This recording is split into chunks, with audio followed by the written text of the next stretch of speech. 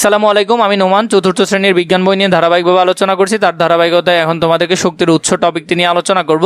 দৈনন্দিন জীবনে আমরা বিভিন্ন পরিবর্তন দেখতে পাই, যার পেছনে কোনো না কোনো শক্তির উৎস কাজ করে। যেমন গাড়ি চলতে রাসায়নিক শক্তি প্রয়োজন হয়, এই রাসায়নিক শক্তি তেল বা গ্যাস থেকে পাওয়া যায়। মোবাইল চার্জের ক্ষেত্রে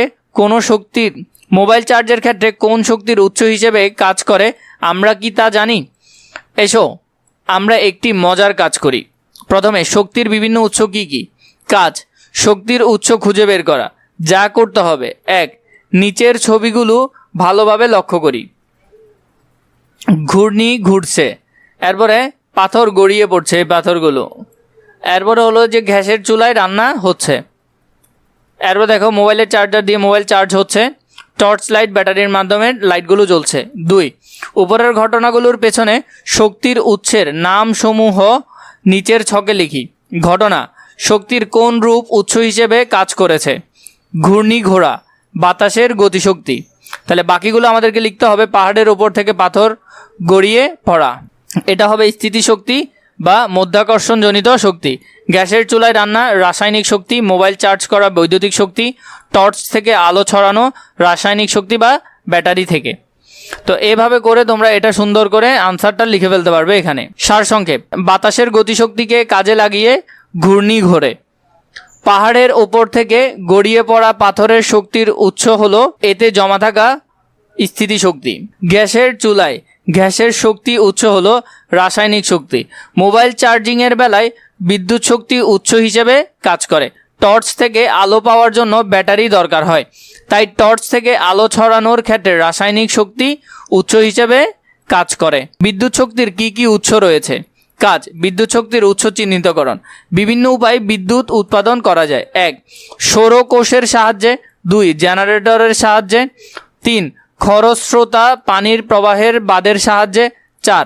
বায়ুকালের সাহায্যে। তাহলে এখানে ছবি 1 দিয়েছে সোলার প্যানেল, জেনারেটর, পানির বাঁধ।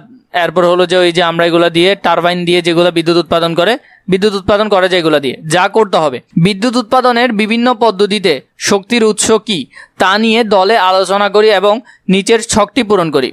বিদ্যুৎ উৎপাদনের পদ্ধতি, শক্তির উৎস, এখানের মধ্যে আমরা সেগুলা লিখব। এরপরে হলো যে বায়ুকলের সাহায্যে, জেনারেটরের সাহায্যে, সৌরকোষের সাহায্যে আমরা এখানে লিখবো এগুলোর উত্তর। বাদ: পানির স্থিতিশক্তি বা জল শক্তি। এরপর হলো যে বায়ুকলের সাহায্যে বাতাসের গতিশক্তি, জেনারেটরের সাহায্যে জ্বালানি রাসায়নিক শক্তি, সৌরকোষের সাহায্যে সূর্যের আলোক শক্তি। এভাবে করে এটা সুন্দর করে এখানে লিখে ফেলতে পারবে। বাঁধ দিয়ে আটকে রাখা পানিতে স্থিতিশক্তি জমা থাকে। বাঁধের জলাধারে সঞ্চিত পানি ছেড়ে দেওয়া হলে তা বয়ে যেতে থাকে। বয়ে যাওয়া পানি একটি জেনারেটরের সাহায্যে সংযুক্ত টারবাইনটিকে ঘুরিয়ে বিদ্যুৎ তৈরি করে। এই ক্ষেত্রে শক্তির উৎস হলো পানিতে থাকা স্থিতিশক্তি। বায়ুকালে বাতাসের ব্যবহার করে ব্লেডগুলোকে ঘুরিয়ে বিদ্যুৎ উৎপাদন করা হয়। এই ক্ষেত্রে শক্তির উৎস হবে বাতাসের গতিশক্তি। জ্বালানি তেল ব্যবহার করে জেনারেটরে বিদ্যুৎ উৎপাদন করে। এই ক্ষেত্রে বিদ্যুৎ উৎপাদনের ব্যবহার করা শক্তির উৎস হলো রাসায়নিক শক্তি। সৌর বিদ্যুৎ উৎপাদনের জন্য আলোক শক্তি দরকার হয়, তাই সৌরকোষের সাহায্যে উৎপন্ন বিদ্যুতের উৎস হলো আলোক শক্তি।